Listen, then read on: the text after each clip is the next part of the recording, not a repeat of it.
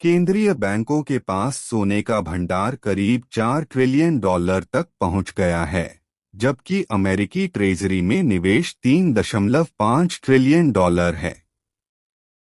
सोना यूरो को पीछे छोड़ते हुए अमेरिकी डॉलर के बाद दूसरा सबसे बड़ा अंतर्राष्ट्रीय रिजर्व एसेट बन गया।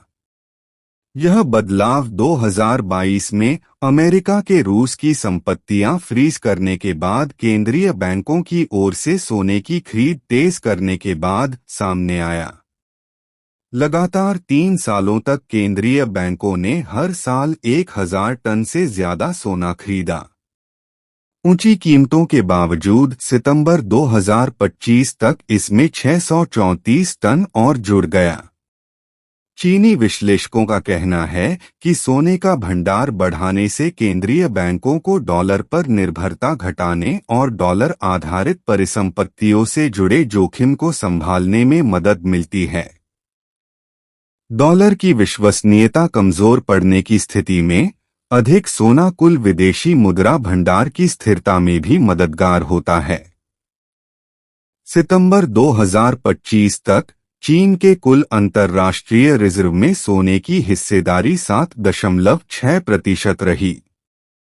रूस के कुछ इंटरनेशनल रिजर्व में सोने का हिस्सा 41.3% रहा, जबकि भारत का 13.57% रहा।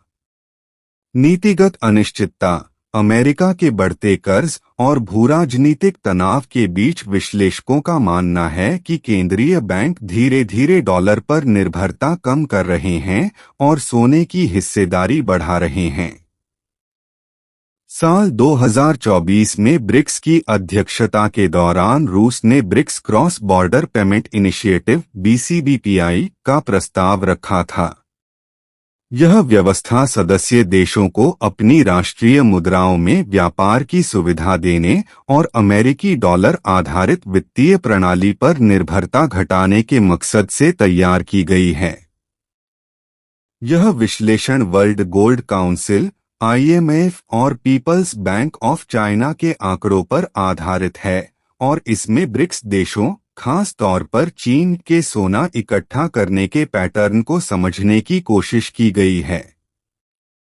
इसमें ये भी विश्लेषण किया गया है कि सोने के भंडारण ने रेनमिनबी के व्यापक अंतर्राष्ट्रीय इस्तेमाल के लिए कैसे नए अवसर पैदा किए हैं।